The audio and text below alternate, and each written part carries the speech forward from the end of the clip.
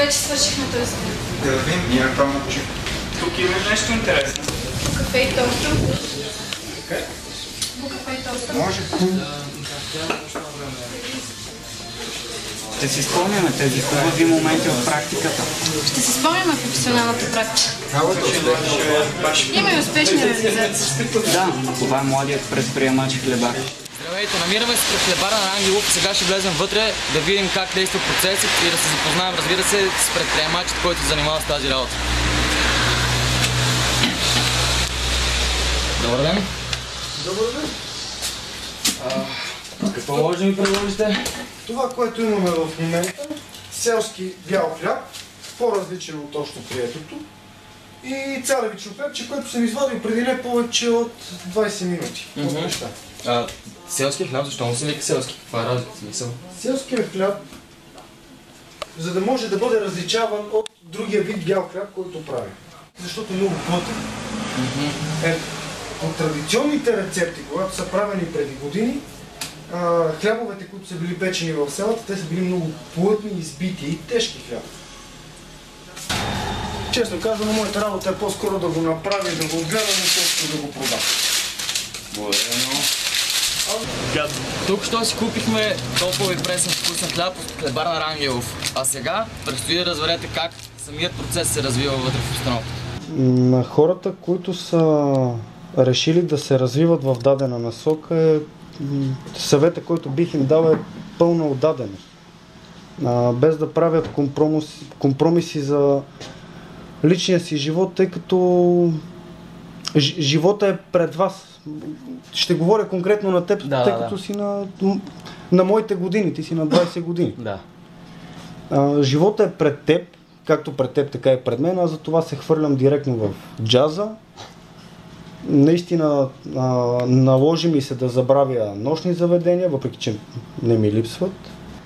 Отдадох си изцяло на занаята, на идеята, развих мислене в главата си, което да ме дърпа напред. Определено имам много развитие в тази държава, тъй като нашата икономика е в един прекрасен застой. Сега започваме да се развиваме.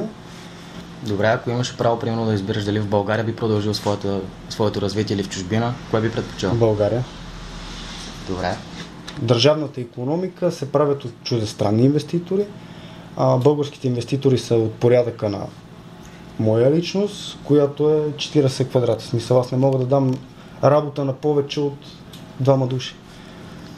Учителя, който ми прие документите, ме попита, искам да си цапам ръцете с сметана или с машинно масло и от тогава пък съм в брашно. Използвам технически познания, взети преди 7 години от основното училище, което съм завършил. Развил съм се след като съм работил с определени хора. Те са ми подпомагали и са ми показвали много тънки моменти на производството. Каква е твоята мотивация? Кое те кара сутрин като станеш и с желание да отидеш в твоята пекарна да направиш за твоите клиенти? Любовта. Добре казвам. Добре.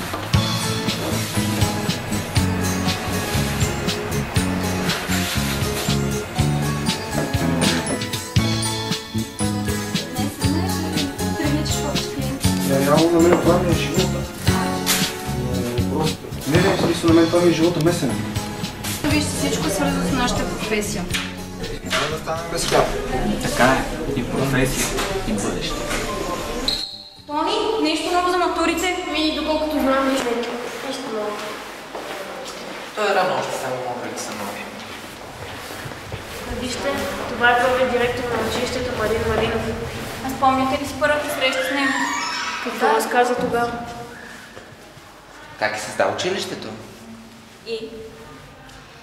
Според мен това е било доста трудна работа, тъй като първоначално гимназията е била цех за плетене на кошове, стаите са били доста малки и неугледни, дворът е бил прекалено кален и неприветлив.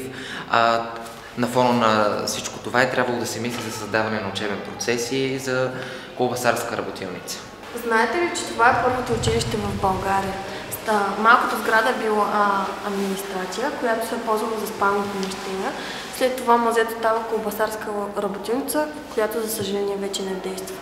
Много интересно, колко трудно е било, а вече сме на практика в водещи фирми и предприятия. Истински менеджер, истински предприемач е бил този първи директор. Само какво образование е имал. Учил се е на майсторук в много европейски държави, включително и Италия, Унгария и Германия. Получил е 2 висши образования.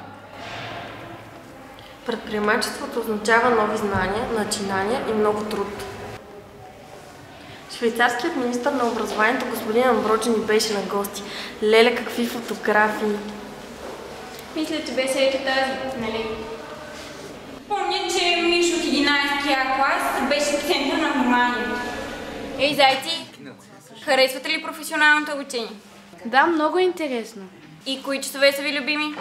Най-интересни са часовете по суровини и материали, български език и информатика. На мен също са ми любими. Професионалното образование е стожерът на нашата икономика, основата на нашата бъдеща реализация като технолози, като предприемачи и просто като хора с професия. Един неразделен